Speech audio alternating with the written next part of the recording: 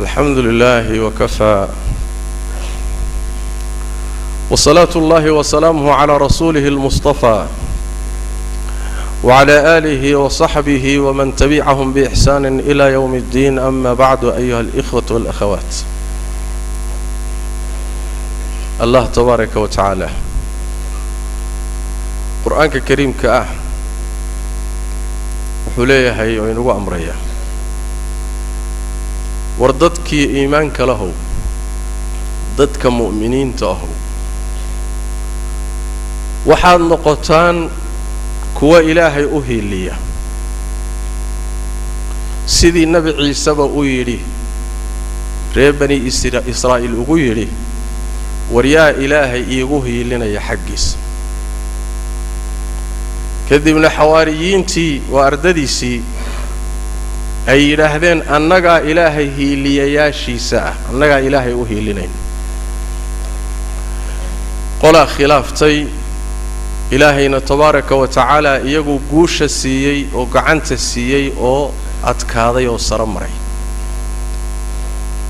أيضا ربنا تبارك وتعالى وحو إنه يريا صفات كأن لنا هي صفات أقو قالسا أو صفات مؤمنين تا يا أيها الذين آمنوا وركوا رمي هذا الكل الصوت يا أمر كل الصوت وحو أدعي دونا صفات اللجوها القبصدي دتك كصفة يصير ننبو أمرك أدع دتك إيمان كله رجها هذين زمرها هذين رليرها هذين وضيالها هذين عالمها هذا ميدان عالمها هين هذا مربهدو أهل الإيمان هي مجا عاصي أيا ربنا تبارك وتعالى إنه جويري عدة كصفة يصير ننبو سوكليس هذه اللي يسوي محل يسكربه وحل يسكربه وحو يكونوا أنصار الله يا كويري الله تبارك وتعالى خالقك اللي هو أبوري قعنتك وهي كدلي دونا كصوصاري دونا كحسابين دونا آية هاجية ماشات كضبين دونا قعنك قاعد دونا أما هريب الرب تبارك وتعالى وحكمي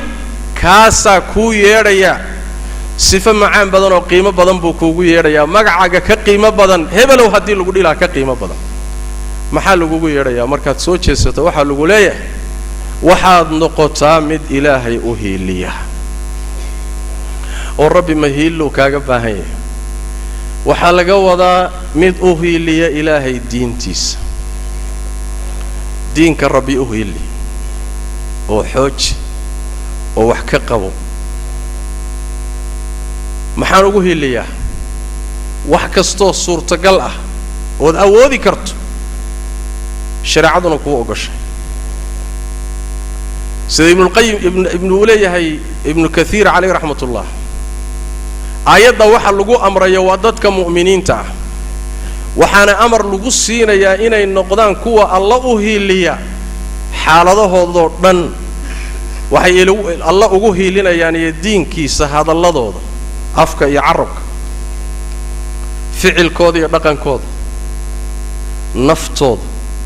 xoolahooda waxa kaloo la amray inay Allah iyo rasuulkiisa amarkaas ka yeelaan oo ka aqbalaan sidii ardadii nabi ciise ba markuu yiri yaa hiilinaya oo ilaahay iigu hiilinaya ardadii ay soo boodo yiraanaga ilaahay u hiilinay sidaasoo kale inaad u ajiibtaan Allah iyo rasuulkiisa ayuu amarku u socdaa Allah tabaaraka wa taala u hiilintiis maxaa laga wadaa marka yey mas'uuliyadaasi u taala xilkaasi u yaala ma xil koox yar u yaala ma xil wadaada u yaala ma xil group muayana u yaala ma waa xil iyo mas'uuliyad iyo mashruuc u yaala ummadda muslimka iimaanku ka dhaxeeyo لأن الرب تبارك وتعالى مسؤولية وحو صاري أهل الإيمان يا أيها الذين آمنوا كونوا أنصار الله مشروع مركا وحا إسكال ددك أهل الإيمان وحانا كبحصا إنت أنا أهل الإيمان كأهين مسؤولية دا إيجا على صاري ددك نسيد النبي صلى الله عليه وسلم وصدح مت إما ناصر وإما خاذل وإما مخالف كما جاء في الحديث في الصحيحين من حديث معاوية الحديث المتواتر: لا تزال طائفة من أمتي قائمة بأمر الله لا يضرهم من خذلهم ولا من خالفهم حتى يأتي أمر الله وهم على ذلك أو وهم ظاهرون على هذا الأمر، أو كما قال صلى الله عليه وسلم. لاحظ dadku waa saddex mid hiiliye ah oo hiil iyo hool la garab taagan ilaahay diintiisa, waxba ha karanin. haddii naftiisa ay u baahato, haddii xoolihiisa u baahato, haddii caqligiisa u baahato, haddii ay u baahato qalinkiisa u baahato, wixii ay uga baahato diintaniba diyaar u ah tadxiyahaya kaa waa naasir. ka labaadi waxa weeyaan waa khaadil. khaadilka waxaa laga wadaa kuma khilaafsana, arrintanna ma diidana, waa ogol yahay, laakiin waxba kuma tarahayo. waxba kuma tarahayo, ma inkirsana, ma khilaafsana. iimaanka iyo islaamnimada ruux diidan maaha, waa muslim, waa ruux ahlul iimaan ah, laakiin diinta waxtarkeedii buusan shaqaba ku lahaynoo gacanba ka geysanay. waa khaadil waay, dadkii wax qabanayay buu hoojiyey oo garabkooda ka baxay. ka saddexaadi waa mukhaalif. mukhaalifkana waxaa laga wadaa xaqa dadkaasi ay ku socdaan ee u hiilinayaan buuba ka hor jeedaayoo la dagaalamaya. waa gaal iyo munaafiq iyo wixii la mid ah. sidaas daraaddeed rabbigeen labada qole ee kale laynama amrina, waxaa layna amray kunuu ansaar allah, ilaahay kuwa u hiiliya noqda. qolada hiilada ku jirta qoladaa noqda, ama hawsha qabo ama hawsha ninka qabanaya daba istaagoo dabada ka riixoo badhigantaal oo wax la qabo, laakiin bannaankan banooniga ka fiirsanaya ma soconayso. ood haddana ahlul iimaan tahay. يا أيها الذين آمنوا كونوا أنصار الله. نبينا صلوات ربي والسلام عليه ما كمرك إلهي تبارك وتعالى كسو صار يوم السولية دي حلك الله صاروا لي دين تندتك قارسي سووا كلي صلوات ربي والسلام عليه. حول أن لو سوديبين شلن لو ما سوديبين شلن دولة خسنة دو حقوق جرتماه laba ruuxna ma aha, waa keligii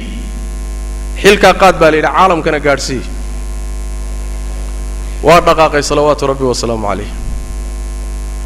quraysh oo reerku ka dhashay ah ayuu dhibkii ugu horeeyay kala kulmay.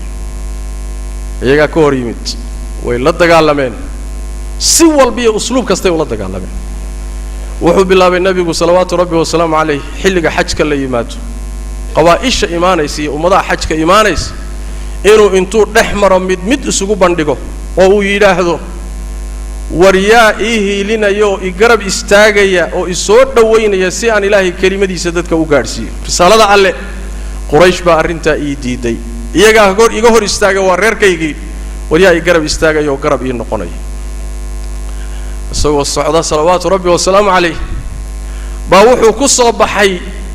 madiine qolo ka yimid oo ka dhashay aws iyo khasraj, labadaa qabiil ka dhashay buu ku soo baxay. markuu yidhi war yaa ii hiilinayo diin alla iigu hiilinaya, waa soo dhoweeyeen, iimaankii bay qaateen.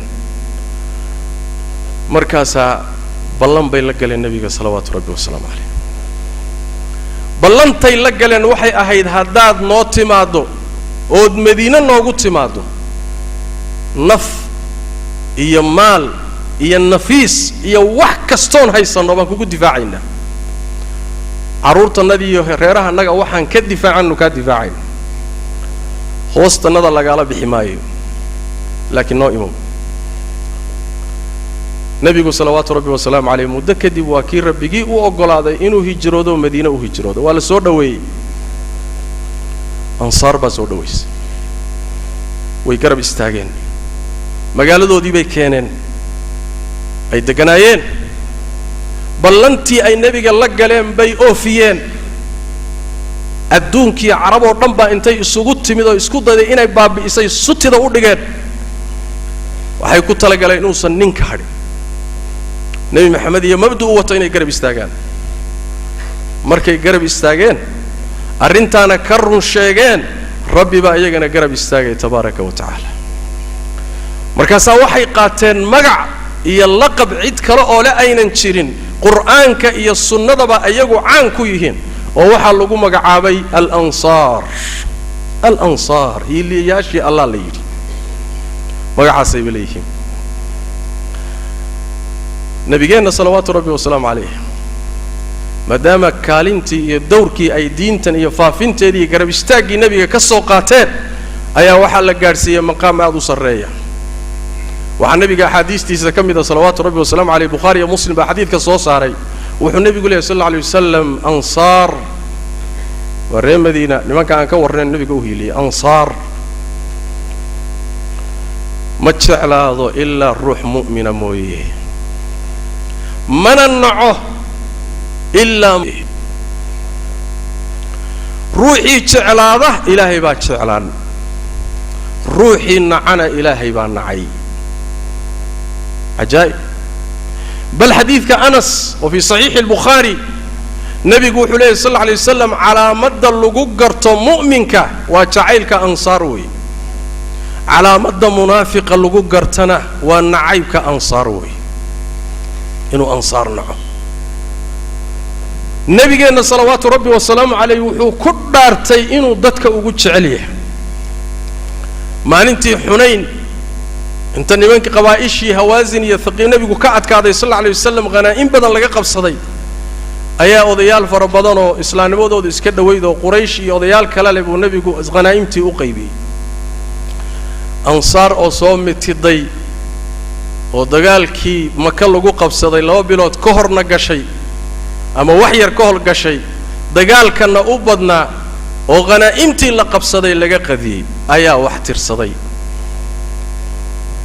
waxay yiraahdeen nimankan seefahanagii baa dhiigoodii ka qoyan yihiin wali qaniimadiina iyaga loo qaybiyay riwaayadka xadiidka qaar kamid ah waxay tilmaamayaan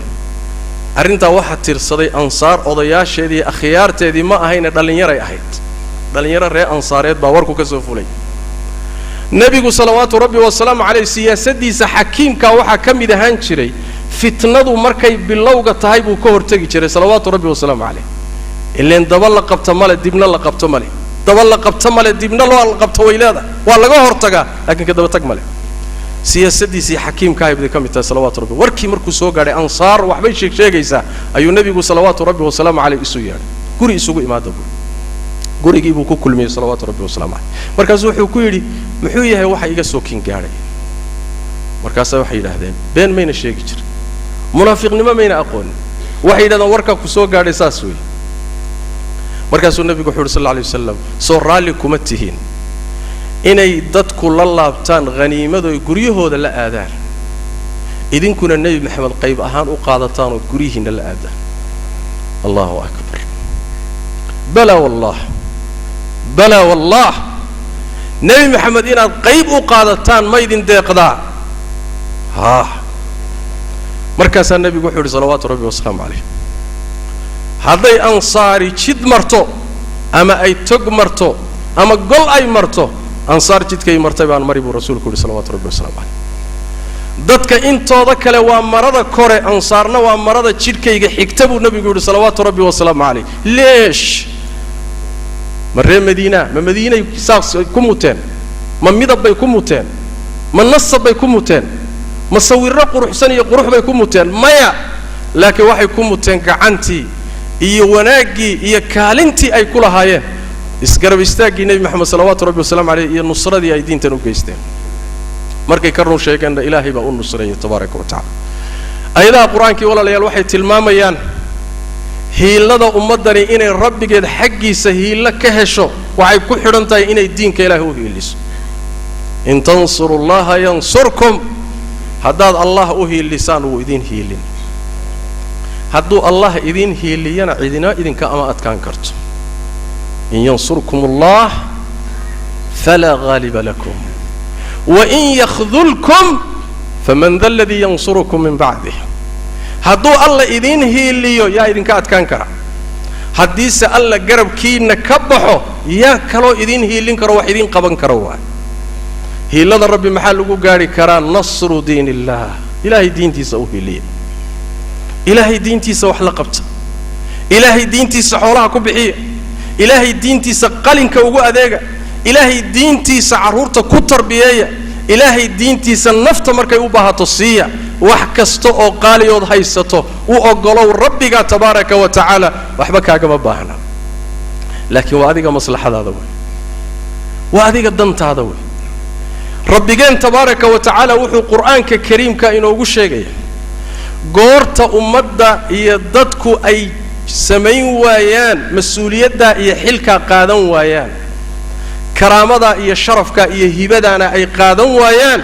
allah waa ka qaadanaya kuwa mudan buu siinaya kuwa kale ilaahay ku wareejinaya tabaaraka wa tacaala waxa rabbi leeyahay tabaaraka wa tacaala masalada infaaqiya waxa laga hadlayaa xoolo bixinta jidka ilaahay lagu bixiyo war kuwanow haddaad jeesataan ood waxba bixin weydaan ood bakhayshaan naftiinna baad ka bakhayshaan ilaahayna waa idinka deeqtoomaan uma baahna waxaad haysataan allah tabaaraka wa tacaalana wuxuu heli kuwa idinka fiican oo uu idinku badashuu helayaa ninna marka kaagama dabaxuba ninna kaagama dabaxuba innagaa ilaahay u baahan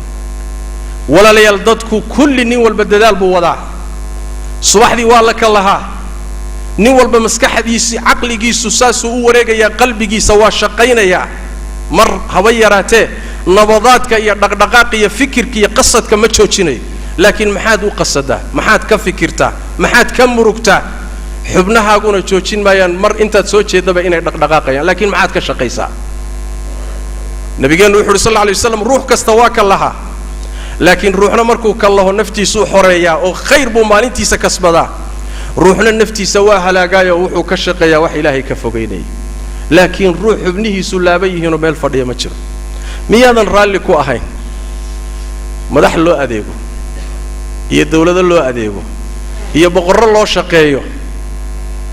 ayaa dadka la weyn laakiin miyayna kaala cajab badnayn billaahi calayka rabbulkown inaad adeega u noqoto ood shaqaalo u noqoto ood muwadaf u noqoto ood noloshaadiiyo cimrigaaga qaadato adoo rabbigaa u adeegaya wax ka fiican miyaad garanaysa ood rabbigaa la kulanto tabaaraka wa tacaala isagoo raalli kaa ah oo addoommadiisa sare ee qiimaha badan uu kugu darsado wallaah wax dhaama inuusan jirin wawallaah shaqo ka qiimo badan oo la qabto inaysan jirin war diinta ilaahay tabaaraka wa tacaala maanta waa dayacanta war diintii waa la dayacay oo cilmigii waa la dayacay oo kuwii baranaya waa la dayacay oo masaajidii waa la dayacay oo ducaadii diinta faafinaysay waa la dayacay oo macallimiintii qur-aanka baraysay waa la dayacay oo intii diinta u shaqaynaysay waa lagu dayacay waxaana la mooday mas-uuliyaddu inay iyagu un saaran tahay laakiin waxaad ogaanaysaa ruux kasta oo ahlul iimaan ah furin buu islaamka u joogaa hooyadu furin bay u joogtaa waa furin muhiim ah odayga da'da ahee waaye araggee khabiirka ah furin buu u joogaa caalimku furin buu u joogaa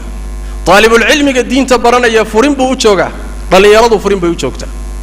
odayaashu furin bay u joogaan taajirka xoolo haysta furin buu u joogaa ninka madaxdaa furin buu u joogaa raciyaddu furin bay u joogtaa waxaad marka ka taxadartaa furinta aad kaga aadan tahay islaamka yaa looga soo dhicin furinta aad kaga aadan tahay islaamka yaa looga soo dhicin ee iska tiiri rabbigiin ka baqa tabaaraka wa tacaala dulligan iyo hawaankan iyo fitankan iyo masaa'ibtan maalinba maalinta ka dambaysa ka diira sii daraysa maxaa ina haysta war xaggee la inaga qaniinsan yahay war xaggee dhibku ka socdaa maa min yawmin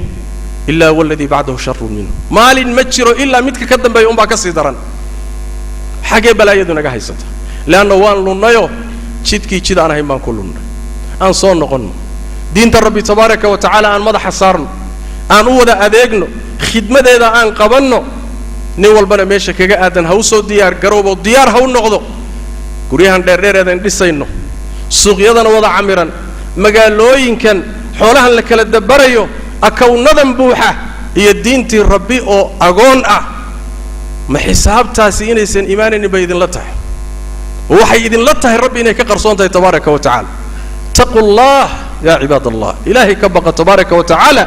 وضيعا يدور سين الدين تكسارا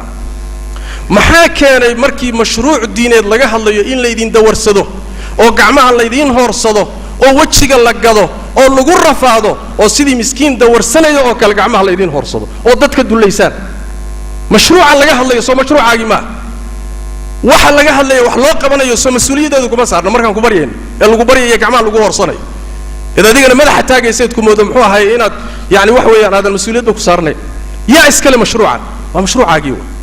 الله دينتن مسؤوليات با إذن كسرن مشروع أيضا ووحينا قد حيا ربنا تبارك وتعالى ذاتك خصائص تلبا وجوه الرئية ذاتك لسوء استاجنتو عالم كعلم قاله تاجر كحولها له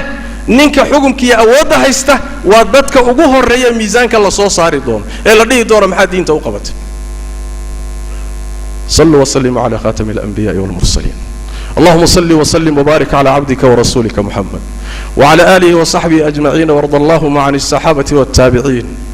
وتابعيهم ومن تبعهم بإحسان إلى يوم الدين اللهم إنا نسألك الهدى والتقى والعفاف والغنى اللهم انصر من نصر هذا الدين واخذل من خذل هذا الدين يا أرحم الراحمين اللهم انصر من نصر هذا الدين